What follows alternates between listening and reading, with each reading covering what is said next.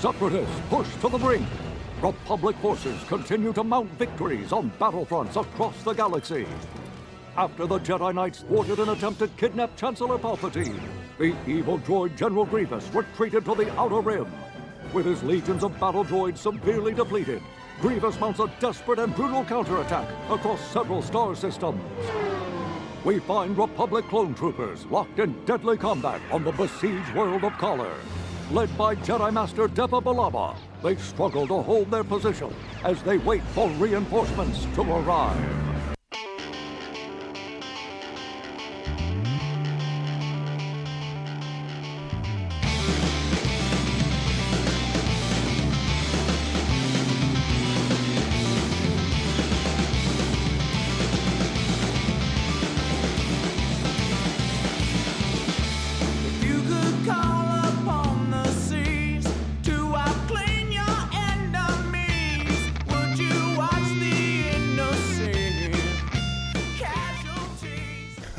Oh, happy May the 4th, Bucketheads.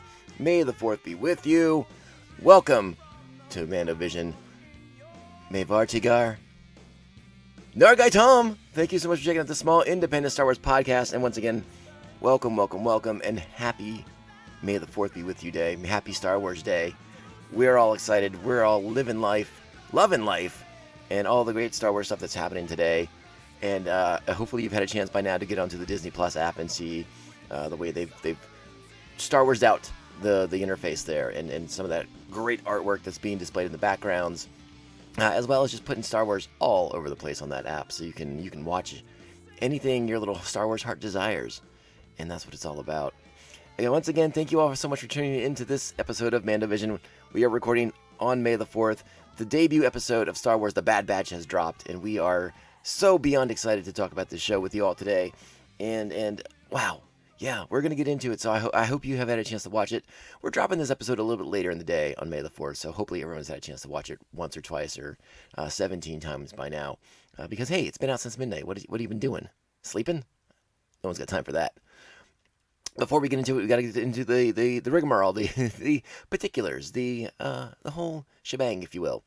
Please make sure you're following us on social media. We are at Mando_Vision on Twitter and Instagram. You can email the show mandovisiontom@gmail.com. Please be sure to like, subscribe, and share the show with all the other Mandalorians in your covert, if possible, or so inclined, and willing to do so. 5-star reviews they help us defeat the tyranny of the algorithm. The algorithm, much like the Empire, must be stopped at all costs. So 5-star reviews, those are the fuel of our rebellion. All right. Hey, I'm excited. I don't want to spend too much time leading up to everything. We don't need to get hyped up for this. We're hyped up already. I don't need to like be the PR guy. I don't need to be the hype man. I don't need to be Drew Brees in the huddle for the Saints. I don't need to be doing that stuff. We're ready to rock. So let's do what we got to do. Strap on your buckets. Let's go. Here. I'm here. Caleb, where are the reinforcements? Don't worry. They're right behind me. Where are they? Caleb? Trust me. Well, how many are there? 5 of them. 5? We're done. All right, here it is. The Bad Batch has arrived. The series debut today, May the 4th, 2021. Episode 1 of Season 1. This is Aftermath. Our plot for the episode: the clones of the Bad Batch find themselves in a changing galaxy after the Clone Wars. A pretty apt description, if I do say so myself. We have 3 directors on this episode. We have Seward Lee, Saul Ruiz, and Nathaniel Villanueva. Names I think we all recognize from Star Wars: The Clone Wars, so it's nice to see some continuity there behind the scenes. This episode, again, this series, by the way, created by Dave Filoni by himself here on this one. And I believe he also gets the writing credits for this particular episode, as well as Jennifer Corbett and Matt Mishenovitz. I think I said that correctly. I hope I said that correctly. He's listed as a story editor for this show, and Jennifer Corbett gets a developed by credit on here. So this is our first episode, but again, a very much a continuation of Star Wars: The Clone Wars. We got that incredible final season of The Clone Wars last year, and this is a very much a continuation of it. So again, nice to see on the credits, and then hear, as I read them to you, very familiar names that have come over from the Clone Wars, continuing the journey of these great characters that we met in the last season. Let's talk about our cast. Dee Bradley Baker. I love how Dee Bradley Baker in this episode gets credit as the Bad Batch. I think that's really, really great. So of course he is all the characters. He is Hunter and Echo and Tech and Crosshair and Brute and Brute? No, Wrecker. Sorry, jeez Louise. Well, I don't know. Why was I thinking Brute? That's so weird. But I like this on the credits when it's Dee Bradley Baker's time. It's just the Bad Batch, Dee Bradley Baker. But he's also Captain Gray and the other clone troopers as well. So Dee Bradley Baker working hard as usual. The hardest working man in voiceover work, you'd have to imagine, right? Archie Punjabi gets credit for being Deepa Balaba. We get to see another Jedi in action at the beginning of this episode. Michelle Ang is Omega. Ben Daskin is AZI-3. Matthew Wood is the Battle Droids. Ian McDiarmid steps into the plate as Darth Sidious. We hear his voiceover from Revenge of the Sith is a driving part in these opening segments of the show. Bob Bergen is Lama Su. Gwendolyn Yao is Nala Se. And Tom Kane returns as our narrator. Also, Andrew Kashino is Saw Gerrera. And Freddie Prinze Jr. as Caleb Doom. How about that? Freddie Prinze Jr. returns to the fold as young Caleb Doom on the verge of Order 66. This is pretty exciting stuff. We'll talk a little bit more about Caleb's appearance in this episode, but yeah, let's get into it because this episode starts off on such a great tip. It's action-packed and exciting, and it's right where you want to be. We're at the tail end of the Clone Wars. We are on the verge of Order 66 because obviously we see Depa Billaba, so we know the Jedi haven't been executed just yet. But man, do they throw us into the deep end with a great action sequence, a great sort of reintroduction to the Bad Batch, their very unique fighting style. It very much reminds me of playing Republic Commando on my Xbox back in the day, which, by the way, it is remastered, so you can go get it on PlayStation Store or the Xbox Store as well. I think it's also currently available on Switch if you want to go back and play some Republic Commando, because the way they fight is very just unorthodox, kind of video gamey in a way, but it's beautiful to see. It's so well rendered and constructed and done. It's just a really intense action sequence, and again, their unique fighting style is something to behold. I don't believe it. That's Clone Force 99. Oh, it sure is, as droids go exploding through the air and everything crazy and wild happens after that. Again, I love this beginning. This is a great way to throw us into the world of the Bad Batch, picking up at a vital moment in our Star Wars history. And they turn the tide in this battle for Depa Billaba and her Padawan Caleb Doom, who we get to see. You know, we've seen young Caleb in flashbacks on Rebels and things like that. I liked in this episode getting to revisit the moment of Order 66, because that is what happens shortly after the Bad Batch turns the tide, and they check in with Jedi General Depa Billaba, and they like, hey, now's the time. We gotta strike. Let's get our forces. Let's rally the troops. Let's push, counterattack now. And it's right after that moment that you see Bilaba's clone commander go off camera, and you can hear the audio. You can hear the sound of him receiving the holo transmission from the Emperor, from Palpatine, issuing Order 66. And this is as Caleb Doom and the Bad Batch are walking away, heading away from the battlefield in order to, do their thing. They're going to scout, recon, do all that good stuff. And Caleb turns at the sound of blasters and lightsabers clashing, and he runs back to his master. And we know how this plays out for young Caleb. He watches Depa Billaba fall to the clones, and now he doesn't trust the Bad Batch either. He doesn't trust Hunter and his team, and he runs away from them. And they pursue because they talk about it. Order 66 doesn't resonate with them. Their chips don't work because of their modifications, because of the quote unquote genetic defects that the Bad Batch exist. So Hunter, Wrecker, Tech, and Crosshair, they don't respond the same way. Now Crosshair we'll have to talk about a little bit more, and then Echo, obviously he's undergone a heavy treatment and reprogramming, and he's had a lot of things happen to him. So Echo, we can understand why the chip's not working with Echo. He's got a lot of things going on there. He's got the Lobot headphones going on. So the Bad Batch is just as confused as Caleb is, but Caleb's just seen clones kill his Jedi Master, so he runs. And I think that's very, very understandable. And the dividing line in the episode is what happens next, which is Hunter lets Caleb go, and very much against what Crosshair wants to do, and that is sort of the wedge that will divide Crosshair from the rest of the team at this point, and we'll talk about that as we get to it. One of the things I did want to mention also, this episode, this is Star Wars has a tendency to do this thing where, they want you to believe that the books and the comics and everything like that are canon, and technically they are, but they will change things in TV shows, in animated shows, in the movies, if it suits their needs. And that we got a prime example of that is in this episode, in the beginning here, with Caleb Doom. Caleb had a comic book series for a little while over at Marvel, and it was like, his early days going from Caleb Doom to Kanan Jarrus, the character that we got to know on Rebels, and kind of how he got there, how he kind of came to be that person, his first meetings with Hera and stuff like that. They have changed that in the Bad Batch. So there's a little tiny spark of frustration on my part where it's like, oh, well, okay, cool. I like this. I think this works great. But again, you're kind of like, all right, well, I thought I was in Caleb's origin before, but now they've modified it again. And again, that's just sort of the nature of the beast of licensed properties and doing books and comics. When the shows and the movies kind of get the priority on setting what canon is. And that's just the nature of the beast, and we roll with it. Again, like I said, it's a little tiny spark of frustration on my part, but it's a-okay. This works out really, really nicely, and we'll get into that kind of stuff a little bit more as we're doing our rewatch on Star Wars: The Clone Wars, and we're getting to season 2. So once we start getting to like the Mandalore plot, we'll talk a lot more about how canon versus canon at that point. What you think is canon.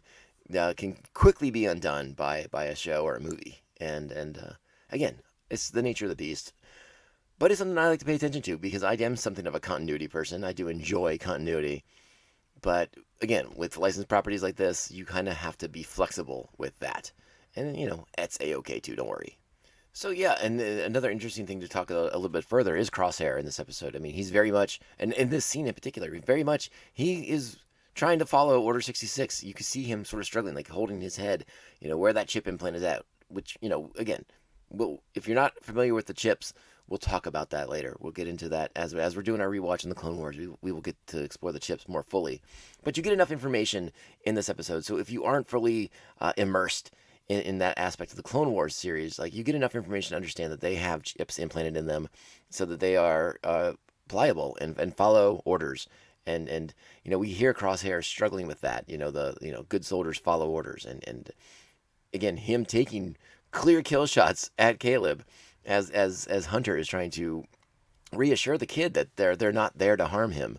But that again, Crosshair is proving to be a bit of a good soldier in that regard, not questioning the orders, not questioning the claims that the Jedi are now the enemies of the Republic and soon to be the Empire.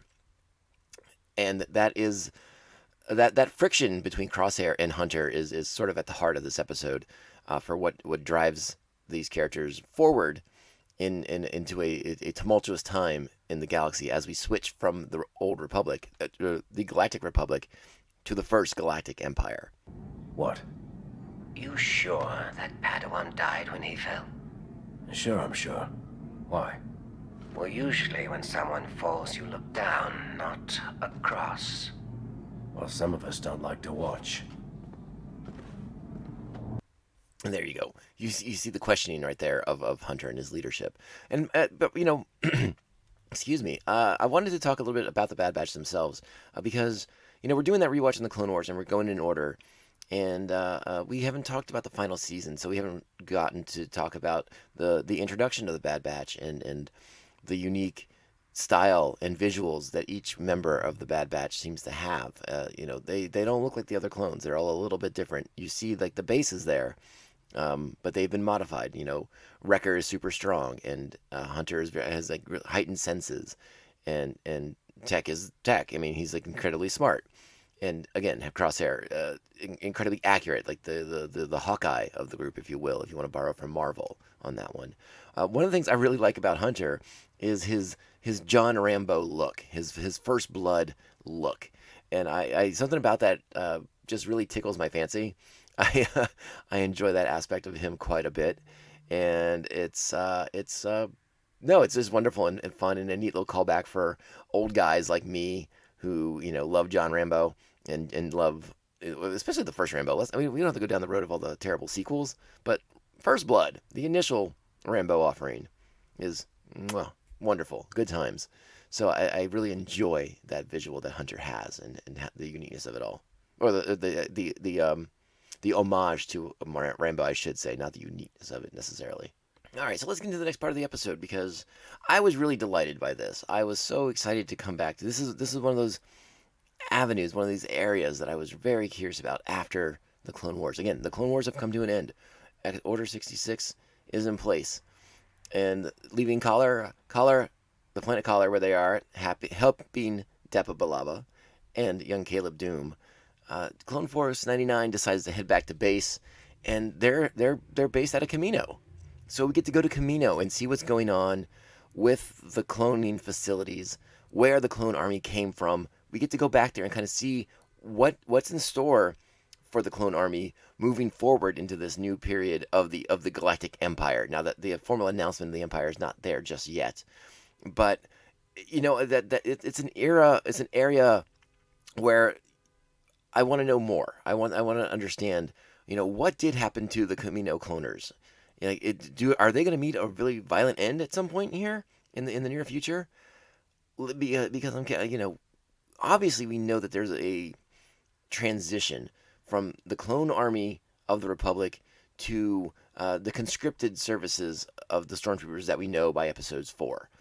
There is a change in the way the soldiering is done when the Empire comes to be, and we get to see that with the arrival of Admiral Tarkin, who is as again something we haven't gotten to in our rewatch of the Clone Wars. But if you know the show, Tarkin is rather dubious of clones, and they talk about the expense of paying for a clone army when at this point now they can just conscript people into service, or you draft people, or you do recruitments and you build academies. This is all stuff that the Empire gets into. This is all stuff the Empire does over time between episodes 3 and episode 4.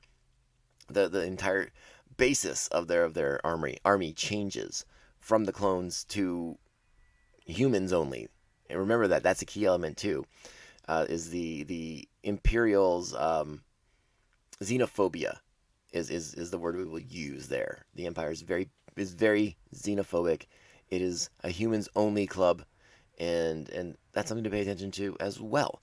So again, a lot of things going on here. So I want to see what happens more with Kamino, and we don't get great answers in this episode, but I would hazard to guess that we will get more about the fate of Kamino over the course of this series, whether it's in this season or whether it's down the road. That's what I'm very curious about. One of the big differences I wanted to talk about too with this show is how the Clone Wars. We knew the Clone Wars had an end game. It had a target that it had to hit, and we knew that it was basically going to be Order 66. That was the end of the Clone Wars cartoon. This show, The Bad Batch, is using Order 66 as sort of its springboard. So it's instead of an ending like it was for in the Clone Wars, it is a beginning for the Bad Batch and them going rogue and going against their nature, because, well, I shouldn't say their nature, but going against the orders of this new empire that they don't even fully fathom, they don't even fully understand, because they still have questions. They don't understand this supposed Jedi insurgency. They don't understand, they don't believe it, I should say. And they have questions about it, and they are not. This episode really hammers the point home that these clones in particular, the Bad Batch clones, are of independent thought, and the others, the regs as they are called in this episode, are the sort of like the rank and file. They follow orders without question, and that's that. And again, that's something. There's a little bit of something to talk about with that on our Clone Wars rewatch, but we'll save it for that because I don't want to bog you guys down in a ton of backstory and exposition that you don't need. Everything you need is in the show. Like I said it before, don't think too much about it. It's not going to hurt you. If you're rewatching Clone Wars and you just aren't there yet, you're going to get there. It'll be fine. But you have enough information to go on that you can watch this show clean without ever having seen the Clone Wars and just be stoked on what you're watching and how cool it is and how you a new era of the Clone Wars kind of continues. Obviously this show is a continuation. It is a sequel to the show, but we're in a new era, which is the rise of the Empire and that transition from the Republic to the Empire. And there's a lot of questions. There's a lot of things that we can explore in this period. Now, again, there have been books and there have been comics that cover a lot of this ground, but they can all be thrown to the wayside very, very quickly by this series. So I'm intrigued if that will be a possibility. So I'm very much interested in what happens on the Camino aspect of this story. I'd like to see what happens. Tarkin arrives on Camino, and he does say that they are no longer honoring the contracts because the Republic doesn't exist. So the Empire does not have to honor those contracts, and they're basically canceling it. But is that the end of the Republic or the Empire's relationship with Camino, or did they decide they don't want anyone to have the ability to grow a clone army? And then are the Caminoans doomed? Are they destined to be one of the first victims of the Galactic Empire? I'm very, very curious, very intrigued by all these things. And, we're kind of fast forwarding through a lot of stuff here because there's just a ton in this episode to get to. And even before Tarkin's arrival, we get the message that the clones are different because they're at that meeting where Palpatine's delivering his speech, the speech from Revenge of the Sith, the one that we've all heard before. And you know what? Maybe I'll let you all hear it again right now. What do you think? You can say that again. But I assure you, my resolve has never been stronger. In order to ensure the security and continuation What is it? the Republic will be reorganized into the first Nothing. Galactic Empire Galactic Empire? for a safe and secure society. Still don't think the regs are programmed? It's a great shot of the other clones, the regs, as they're called, cheering and applauding Palpatine.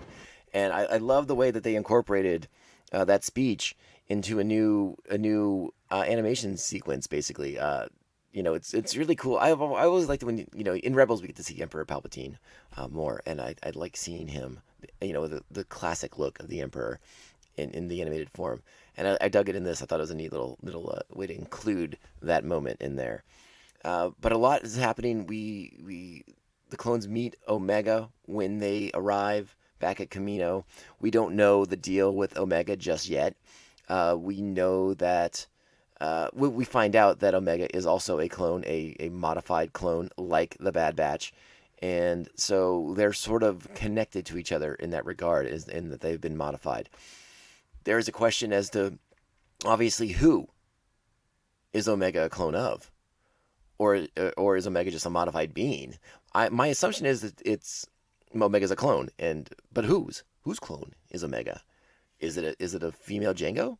I don't know. That doesn't seem likely, but she seems to have some gifts, just like the Bad Batch does, and it looks like Omega is I don't know if I want to use the word clairvoyant or not, but seems able to see the path of the future that a person may take, because she warns Crosshair at one point to not do what he's about to do, and you get to some interesting stuff with these characters, and again, once we don't find out that Omega is a modified clone until later in the episode because it's the impetus for going back to Camino after they leave.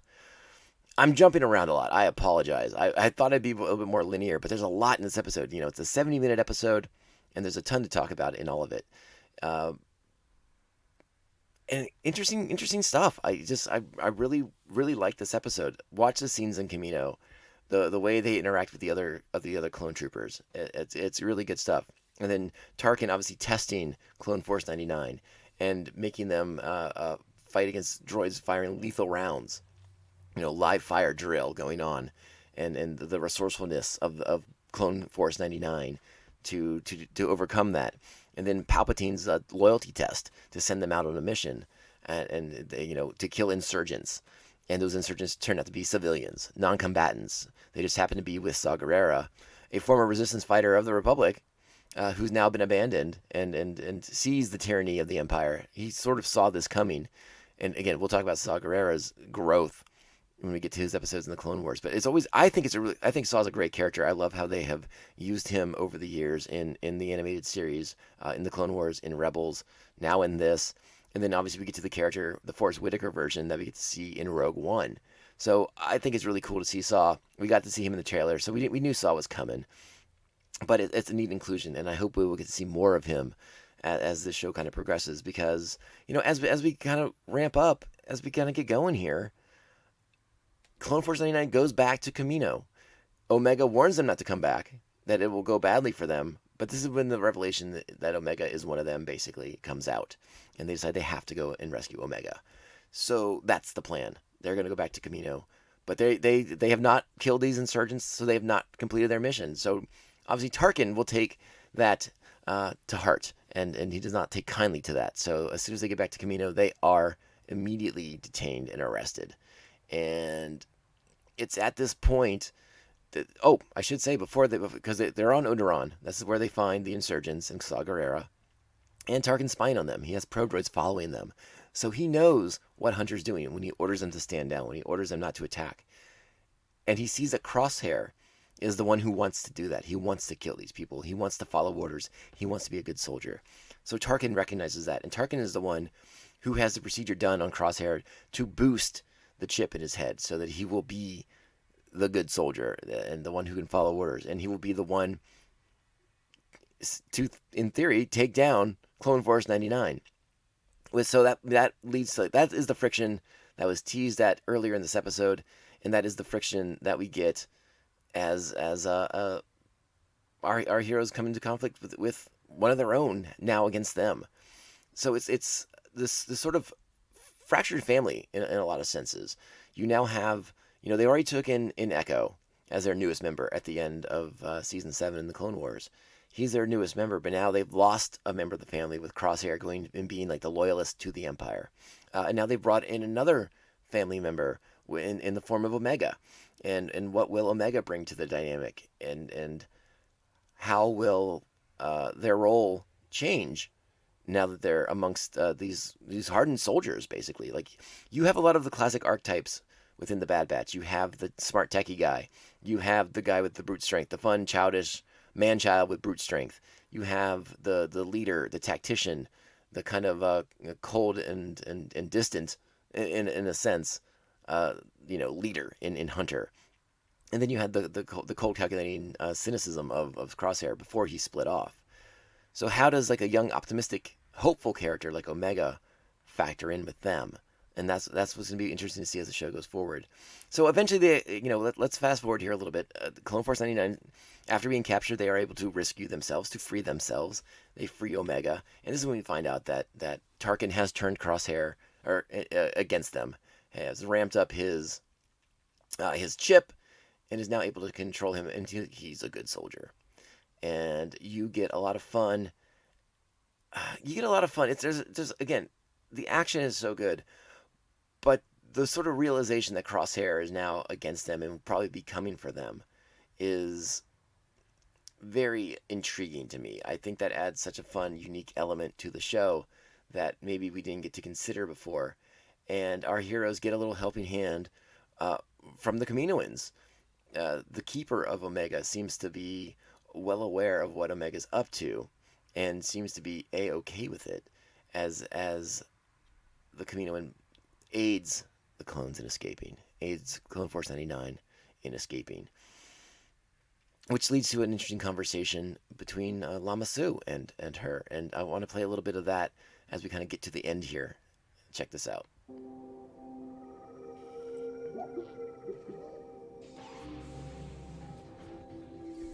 Has the matter been rectified? The inhibitor chip augmentation was a success. However, the remaining clones of Squad 99 have escaped, along with Omega. We must be cautious. Until the Empire's intentions are made clear, say nothing. Yes, Prime Minister.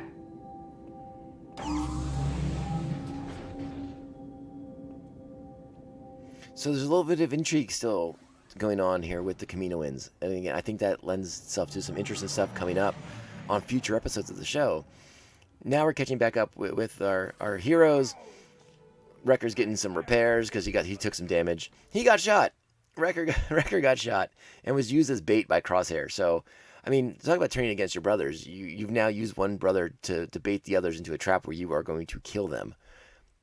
So it's interesting to see if there'll be a plan to sort of rescue Crosshair and liberate the chip from him so that he can come back into the fold and once again be part of the team, part of the family that they have here.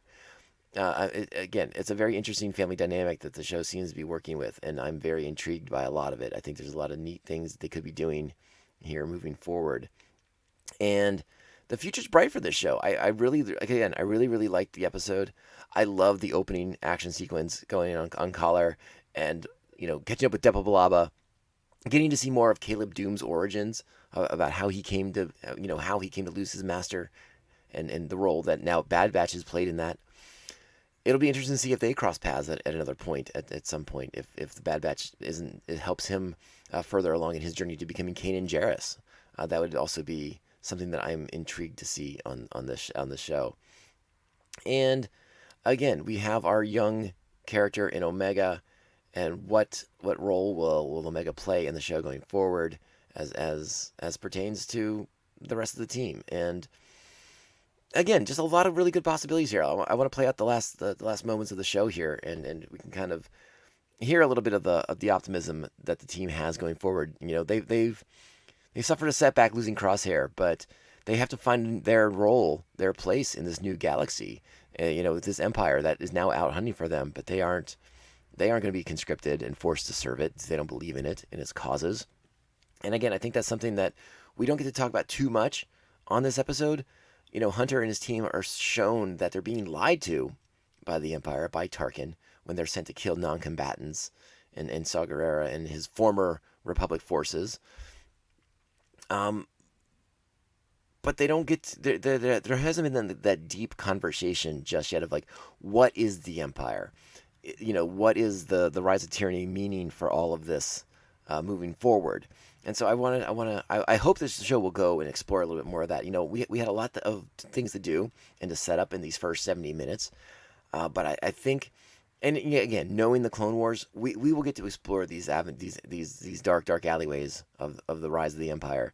I mean, this is the backdrop of the series, is the rise of the Empire and how it will touch everything it comes into contact with, how it's going to shape the destiny of these characters moving forward. And we have to ask ourselves, like what is the ultimate fate of Clone Force 99? Like, obviously a new creation, but do they have a role to fill in the rebellion, in the forming of the Rebel Alliance? It'll be interesting to see. Do they become just a force of do-gooders out there trying to help people that the Empire is putting their boot to? I'm very intrigued by what's next. We get a little hint of maybe what's coming up in the next episode when Hunter gives a destination for them to fly off to after they've made their escape from Kamino. And like I said, let's go ahead and play that scene, this final scene out, because I do like it quite a bit. I gotta do. You'll be okay. Just hold still. Is this what you were looking for? Oh, you found my Lula! Ow! Let's see here. Hold still. Don't examine me. I'm not a computer. This will take just a second. Get that thing away from me. As they're checking in on Wrecker, this is when Omega moves up to the bridge to check out everything going on, because Omega's never been anywhere. I think Omega says that in a moment. Sorry.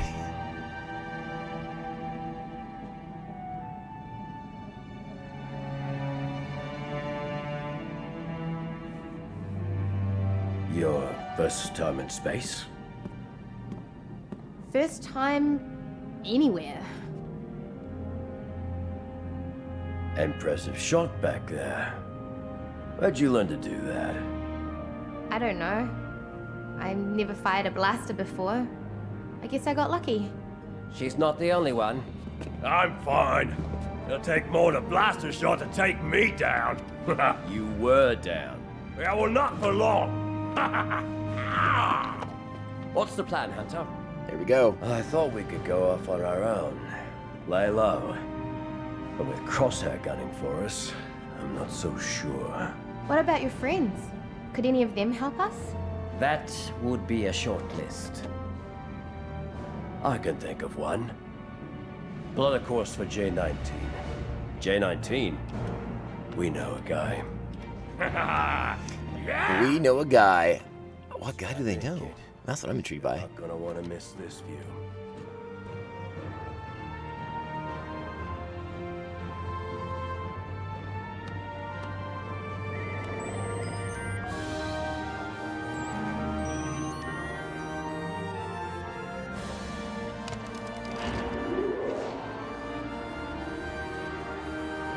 And hyperspace equals credits.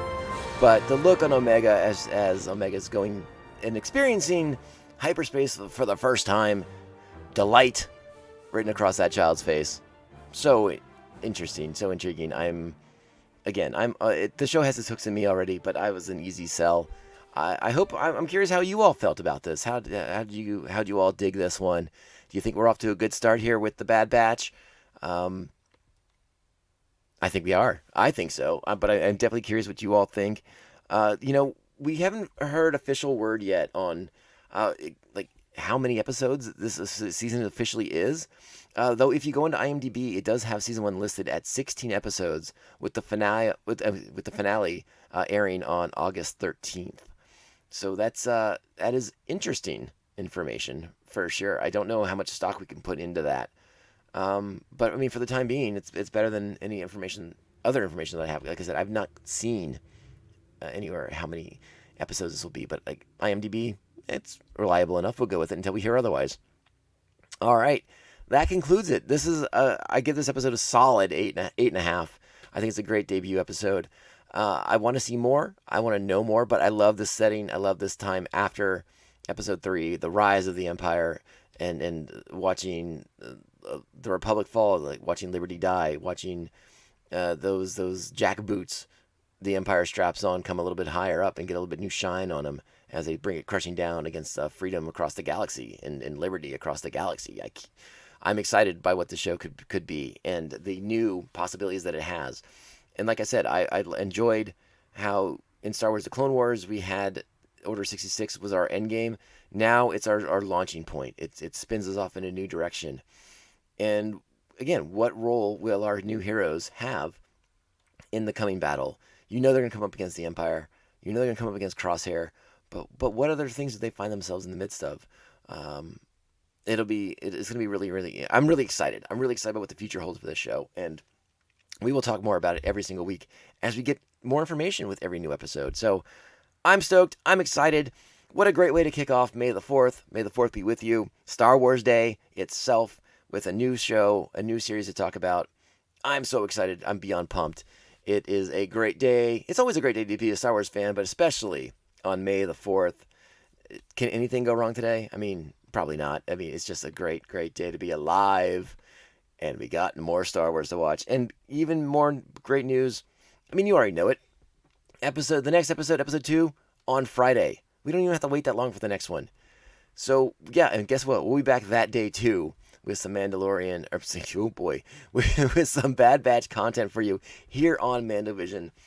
Thank you so much for listening to this small independent Star Wars podcast. Remember, I'm not here without the loyalty and the love of the listeners, so thank you in advance. And I can't wait to give you and provide you with more awesome coverage of these amazing Star Wars shows that we're going to be getting from now until the end of time, because they know it's an awesome time to be a Star Wars fan. All right, let's get out of here. Let's wrap this puppy up. If you want, don't even bother. There's a new episode coming. Just keep your bucket strapped on.